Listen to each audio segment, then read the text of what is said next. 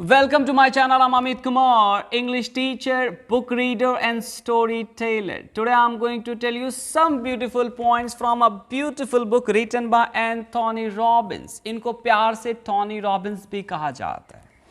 Awaken the Giant Within बहुत ही खूबसूरत book है और ये खुद में एक जाइंट बुक है, बहुत मोटी बुक है ना.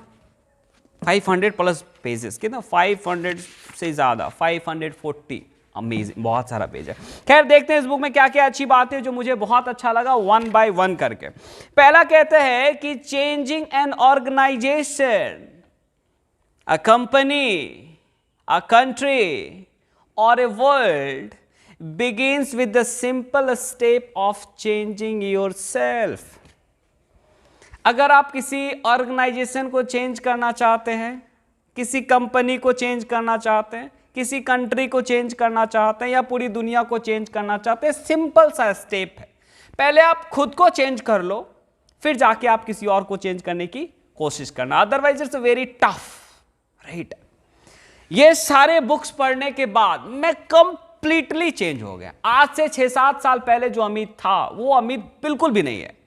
कुछ समय पहले एक बच्ची पूछ रही थी मेरे से, क्लास 10 में पढ़ती है, प्रगति. वो कहती है सर आपको गुस्सा नहीं आता है?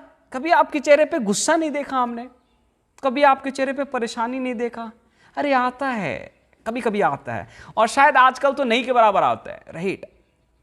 ये कैसे हो गया? ये सारा बुक्स पढ़ने के बाद और इस तरह के बुक में जो बातें लिखी है वो प्रैक्टिकल करने के बाद, राइट. हाँ, so if you want to change anything, first step, even simple step is you change yourself. Second क्या कहता है कि if you truly decide to, you can do almost anything. अगर आपने एक बार डिसाइड कर लिया ना अपने को ये करना, यू कैन डू, आप कर सकते हो. So if you don't like the current relationship you are in, make the decision not to change. अगर आप किसी रिलेशनशिप में है, किसी फ्रेंडशिप में है, अगर आप कंफर्टेबल नहीं है, चेंज इट. कौन रोका है? किसने मना किया है? Change it. If you don't like your current job, change it. आप कोई जॉब कर रहे हैं और उस जॉब में आपको मजा नहीं आ रहा है, किसने रोका है? Change it. If you don't like the way you feel about your self, change it, right. कुछ भी आपको अच्छा नहीं लगता है, चेंज कर लो. जो कुछ भी अच्छा नहीं लगता है, it's your choice, change it, right. Next क्या कहते हैं कि after making a true decision, even a tough one, most of us feel a ट्रेमेंडस amount of relief. कभी कभी डिसीजन लेना बहुत ही टफ होता है. किसी रिलेशनशिप से छोड़ के दूसरे में जाना या फिर किसी जॉब को छोड़ के दूसरे जगह काम करना, it's very tough, very tough. लेकिन जब एक बार आपने डिसीजन ले लिया ना, छोड़ना था ना, छोड़ दिया ना, दूसरे जगह जाना था, चले गया ना, उसके बाद यू फील वेरी रिलीफ, बड़ा रिलैक्स फील करते हैं आप, राइट.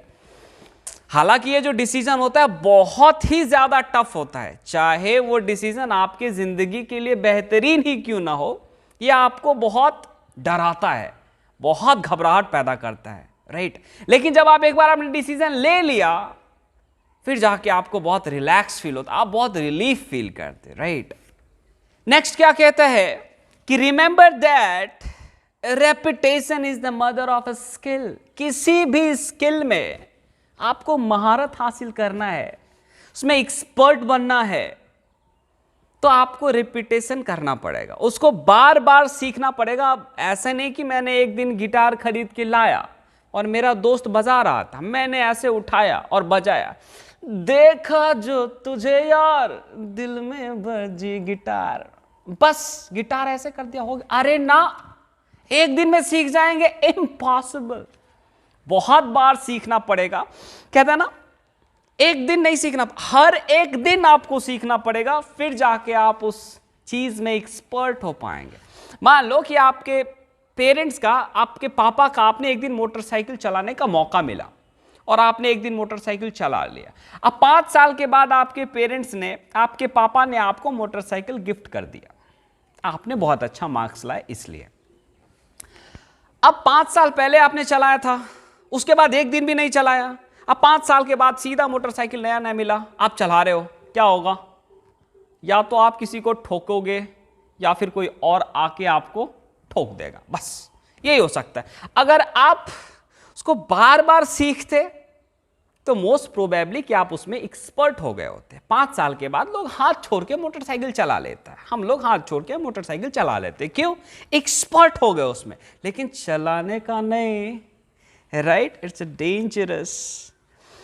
तो मतलब ये कि remember that repetition is the mother of skill. किसी भी स्किल को आप हासिल करना चाहते हैं, उसमें एक्सपर्ट बनना चाहते हैं, उसको बार बार रिपीट करना पड़ेगा, बार बार रिपीट करना पड़ेगा, फिर जाके आप एक्सपर्ट हो पाएंगे। Otherwise very tough to be expert in any skill, right?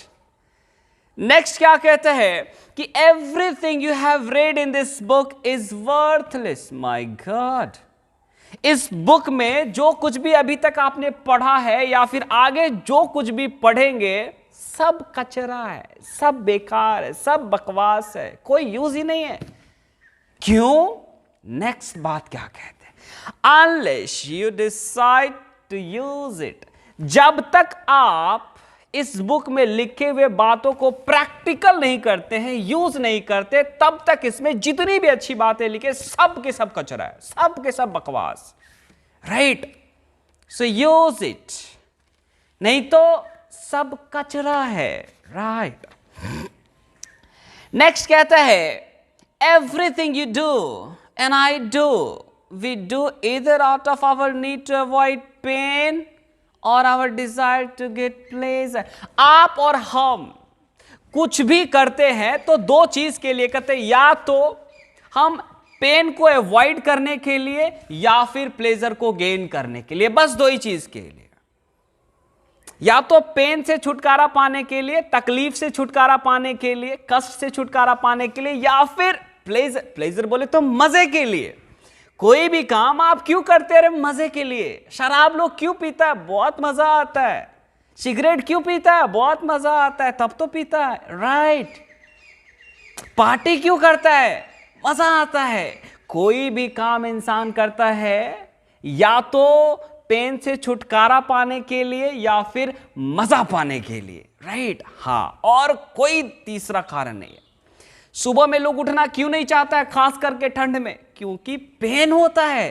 अरे कौन रजाई के अंदर से निकलना चाहेगा ठंड में? कोई नहीं, इंक्लूडिंग मी, राइट? हाँ, आगे क्या कहता है? बहुत ही खूबसूरत बात कहते हैं कि most people focus on how to avoid pain and gain pleasure in the short term and thereby create long term pain for themselves। maximum people जो शॉर्ट टर्म पेन है ना उसको अवॉइड करते हैं और जो शॉर्ट टर्म प्लेजर है उसके पीछे भागते रहते हैं, शॉर्ट टर्म मजा। और ये जो शॉर्ट टर्म मजा है ना उनको लॉन्ग टर्म में बहुत पेन देने वाला है, राइट? जो कुछ भी शॉर्ट टर्म में आपको मजा दे रहा है, चाहे वो शराब हो, चाहे सिगरेट हो, चाहे आप किसी से बात कर रहे हो, ये शॉर्ट टर्म आपको मजा है, शॉर्ट टर्म आपको मजा देगा और लॉन्ग टर्म में बहुत खतरनाक पेन देगा, बहुत ही ज्यादा खतरनाक पेन देगा। सो बी केयरफुल। जिधर शॉर्ट टर्म मजा मिल रहा हो समझ जाना ये बहुत खतरनाक है आपकी जिंदगी के लिए, राइट? Be careful. नेक्स्ट क्या कहता है? Many of our beliefs are supported by information we have received from others that will fail to question at the time. जितने भी तरह के बिलीव हमारे दिमाग में भरा गया है, राइट, वो कैसे हुआ है? वो किसी और से हमने इंफॉर्मेशन रिसीव किया है, चाहे वो घर वाले हो, चाहे पेरेंट्स हो, चाहे टीचर्स हो, चाहे पड़ोसी हो, चाहे मोहल्ला वाले हो, चाहे किसी भी तरह के लोग हो, उनसे हमने इंफॉर्मेशन गेन किया है, राइट? और उस समय हमने क्वेश्चन किया नहीं। करना चाहिए, लेकिन करना चाहिए। जैसे बहुत अजीब अजीब बिलीव है कि सैटरडे को बाल नहीं काटना चाहिए, रात में दही नहीं देना चाहिए, नेल नहीं काटना चाहिए सैटरडे को, नहीं मटन चिकन नहीं खाना चाहिए, बिल्ली चल जाए आगे से तो जाना नहीं चाहिए, और रात में सुई नहीं देना चाहिए। मतलब अजीब अजीब बिलीव है। कई बार तो है कि बृहस्पतिवार को बाल में साबुन शैम्पू नहीं करना चाहिए। अजीब अजीब बिलीव है, कहाँ से आता है? कौन ये क्रिएट करता है? हमारे आसपास के लोग ही तो करते हैं। मेरे से जब भी कोई कहते हैं ना घर वाले ऐसा नहीं करो, मैं कहता हूँ क्यों? वो चुप हो जाते हैं, कहते हैं तुमको करना है तो करो। बोले ठीक है, मेरे को करना है तो मैं करूँगा। Right, ask question. और ये जो बिलीव है ना, कहाँ से आता है? बस उसने इनको कहा, इसने उनको कहा, वो भाई साहब ने उनको कहा, बस इस तरह से बिलीव बन गया। Right, question question all the time. You have right to ask question, right question to the right people. Right, if you ask the right question to the wrong people, you will get wrong answer. Thank you so much, my dear. Thank you so much. Bye-bye.